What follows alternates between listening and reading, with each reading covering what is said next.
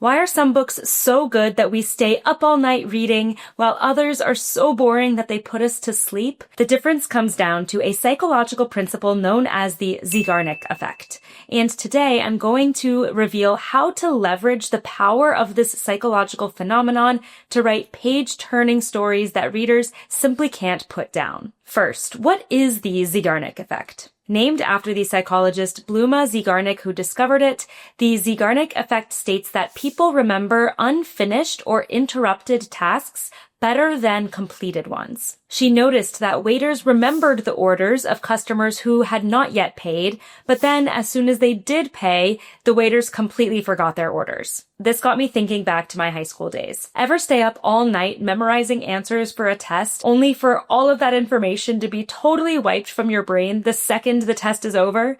That's the Zeigarnik effect in action. You likely experience the Zeigarnik effect on a daily basis without realizing it. Do you find yourself thinking about the dirty dishes in the sink and the laundry you have yet to fold while you're lying in bed? That's your brain focused on the unfinished tasks and desperately seeking closure. But the Zeigarnik effect can also have a positive angle. Say you go on a first date and it goes really well. You get along great, you have a lot in common, and then after dinner you invite your date to come back to your place. But your date says it's late and they need to go home. 100% chance that you leave that night still thinking about them, right? That's because they've left you wanting more. To you, the date still feels unfinished, so it's still on your mind. And therein lies the key to how we can use the Zeigarnik effect to craft page-turning fiction. So let me show you 3 practical techniques you can use to leverage this psychology and make your story irresistible to readers. First, build up to an event in your story. When readers describe a book as a page-turner,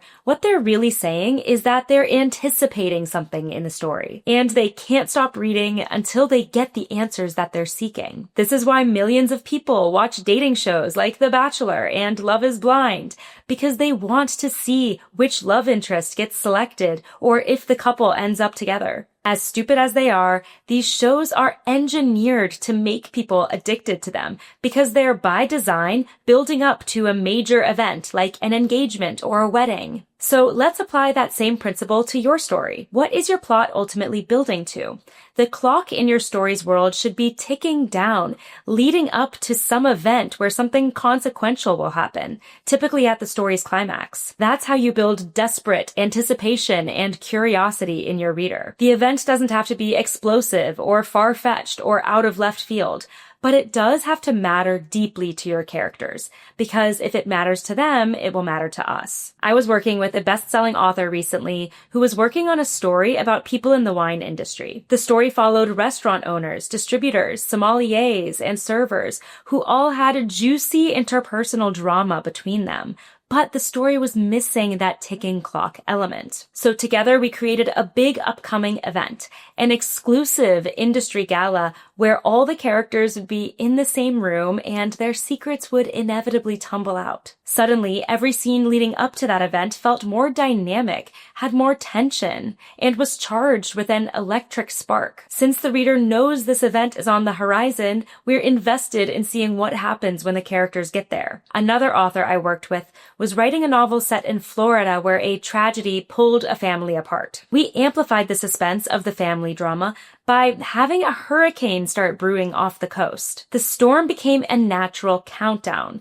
The closer it got, the more pressure the characters felt, and the more the reader was left on the edge of their seat, waiting to see what would happen when the storm finally arrived and everything blew apart. The beauty is that this technique works no matter what genre you're writing. The point is to anchor your plot in a tangible event, then create an underlying current of momentum leading up to it. Something that tells the reader, keep reading, because something big is coming. So once you choose your story's central event, how do you ensure readers keep turning the pages to actually get there? That's where this second technique comes in. Revise your chapter endings. When I work with authors on their manuscripts, one of the most common issues I see is flat chapter endings. They will have an incredibly rich scene filled with great scene setting and conflict, but then end the chapter with something like, and then she went home, exhausted exhausted by the day's events. With that, you've immediately just sucked the life and energy out of the story. If you want your book to be truly unputdownable,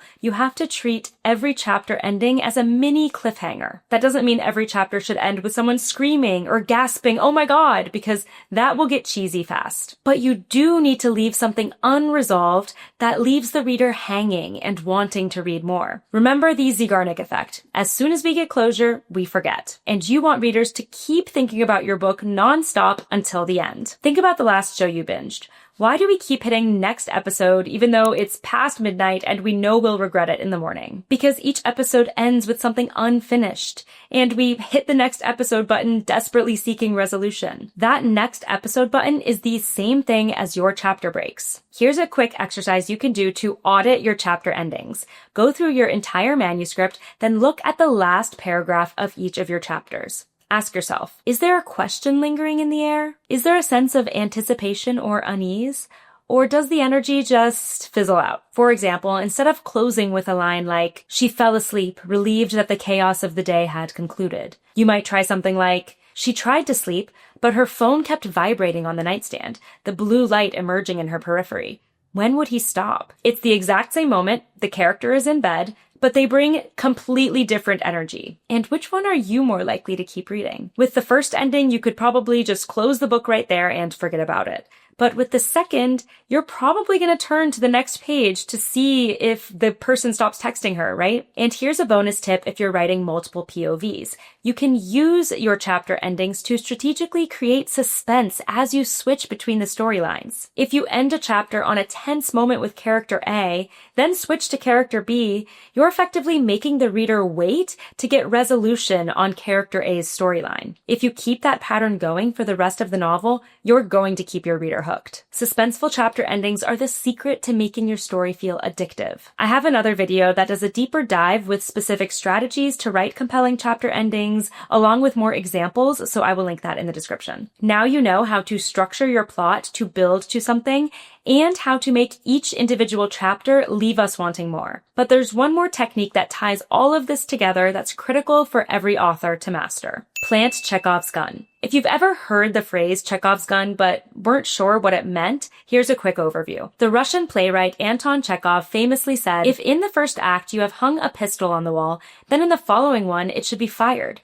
Otherwise, don't put it there." The concept is that everything you draw the reader's attention to should have a purpose and ultimately some kind of payoff in the story. If you intentionally plant things in your story that will emerge in significance later on, you can use the Zeigarnik effect to your advantage. Because when readers notice and pick up on these guns in your story, they're going to want to keep reading to see them eventually go off. These don't have to be literal guns, of course, and in fact, they don't have to be physical objects at all. A powerful Chekhov's gun could be a character's secret that we sense will inevitably spill out. If a story begins with a character's first day at Harvard, then the character reveals that they only got into Harvard because they bribed someone, we're naturally going to wonder, when is that going to come out? Or a Chekhov's gun could be a character's fear. If your character has an intense fear of water, like Chief Brody in Jaws, by drawing our attention to it, you're signaling to the reader that that fear is going to be tested in some way later on. That subconsciously makes us want to keep reading to see how the character will confront their fear. When you plant Chekhov's guns effectively,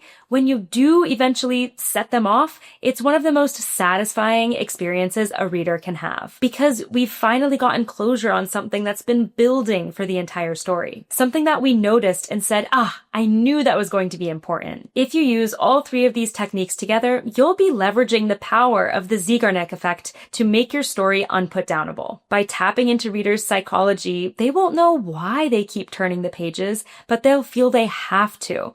And that's the highest compliment any author could get. But now that you know how to engineer a page-turning novel, the next challenge is making sure every single scene holds up. So watch this video where I reveal the secret formula to writing perfect scenes every time. Thanks so much for watching and happy writing.